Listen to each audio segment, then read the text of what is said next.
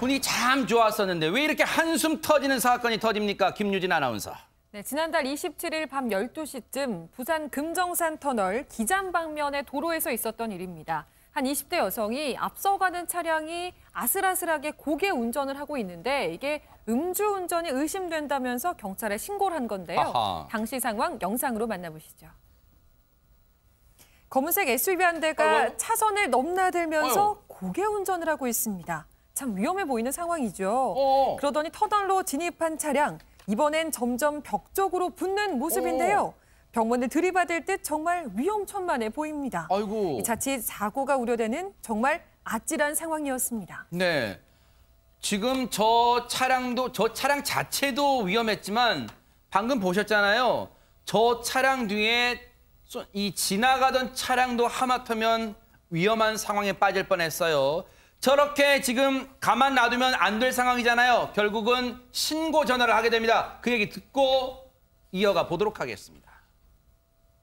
음주운전 차량인 것 같은 차가 아주 비틀거리면서 다니고 있거든요, 지금. 많이 위험합니다. 거리 조금 띄운 상태로 뒤에서 쫓아갈 게 계속 비틀거리면서 속도 다시 늘어납니다. 갑자기 확 늘어나고 있어요. 자, 신고하신 분은 여성 운전자 같은데요. 박성배 변호사님, 그러면 그냥 신고만 하고 현장을 떠난 겁니까? 어떻습니까? 그렇지 않습니다. 이 여성이 경찰에 신고하고 난 다음에 안전거리를 유지한 채 10km가량을 차량 뒤쫓아갑니다. 허허. 단순히 차량 번호뿐만 아니라 이 차량의 위치와 상태를 실시간으로 경찰에 전달하면서 신고의 정석을 보여줍니다. 어허. 때마침 3.1절 과속 차량을 단속하러 나온 고순대 암행 차량이 이 차량을 발견하고 10분 만에 검거에 성공합니다. 아니나 다를까 차량 운전자 혈중 알코올 농도가 면허 취소 수준이었습니다. 야, 정말로 대단합니다. 왜냐하면 저 같았으면 어땠을까라는 생각을 해봐요. 그냥 신고까지는 할 수 있다 쳐요. 100번 양보해서 신고까지는 할 수 있다 쳐요. 이러이러한 차량이 있으니까 위험하니까 빨리 와서 지금 조치를 취해 주세요라고 아우 나 바쁘니까 저 그냥 현장 떠납니다. 맡깁니다. 라고 하고 현장을 떠났을 수 있는데 끝까지 상황을 혹시라도 다른 제2의 제3의 피해가 있을까 봐 현장을 지켜주신 거예요. 그런데 그때 부산에서도 역시 부산하니까 떠오르는 게 만취 차량을 뒤쫓던 비슷한 일도 있었습니다. 영상으로 만나보시고 이어가 보도록 하겠습니다. 예, 지금 뺑소니 차량 쫓고 있습니다. 택시입니다. 오, 보행자! 방금 사고 차량 보행자 칠 뻔했습니다. 아, 경찰차 저 앞에 보이는데 스타렉스 비상등 켠 스타렉스 여기 안진용 기자님, 저 때 당시 상황에도 이 뒤에 있던 택시 운전하시는 기사님 덕분에 다른 큰 2차 피해를 막을 수 있었어요. 맞습니다. 지난달 24일 부산에서 있었던 일인데요. 음주 상태로 승합차를 몰던 40대 운전자가 사고를 낸 뒤에 도주를 하니까 택시기사가 이를 쫓아간 겁니다. 그러면서 경찰관에게 침착하게 현재 상황과 위치를 알려줬고요. 도주 차량의 진로를 막으면서 기지를 발휘해서 경찰이 뺑소니범을 검거하는 데 큰 도움을 줬던 일입니다. 네. 그런데 이 상황을 보여드리고 나서 뒤에 그 택시 기사님 얘기는 뉴스파이터가 했던 얘기잖아요. 왜 재방송하는 거예요? 하재근 평론가님, 저희가 재방송이 아니라 두 사건을 같이 말씀드리는 이유가 있다면서요? 처음에 소개해드린 그 음주운전 차량을 신고한 20대 여성, 그 신고자하고 방금 그 음주 차량을 추적한 택시 운전 기사분하고 부녀지간이라고 합니다. 부전여전. 예, 그렇죠. 부전여전으로 두 분 다 선행을 한 것인데 경찰이 이에 대해서 이 부녀분이 너무나 모범적인 행위를 했다. 네. 크나큰 위험을 막고 그래서 깊은 감사를 표한다고 하면서 네. 지금 감사장 수여를 검토 중이라고 하는데 네. 검토 빨리 끝내고 감사장 수여 빨리 해야 될 것 같습니다. 네.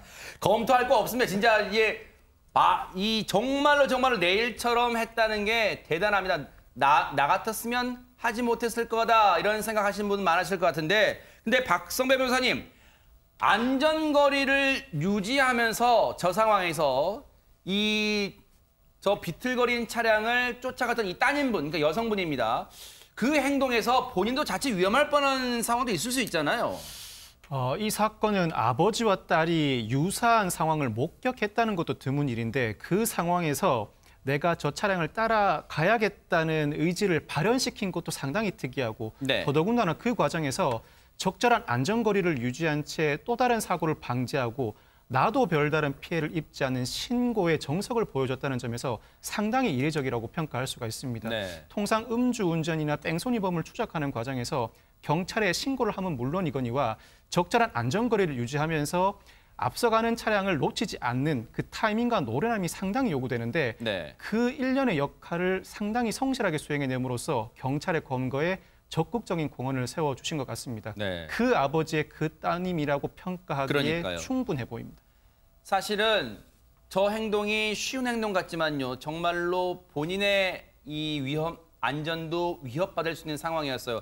한번 생각해 보세요. 그냥 이런 차량이 있습니다. 조치해 주세요라고 현장을 떠났다고 생각해 보세요. 아마 앞서 터널에서 영상 보셨죠?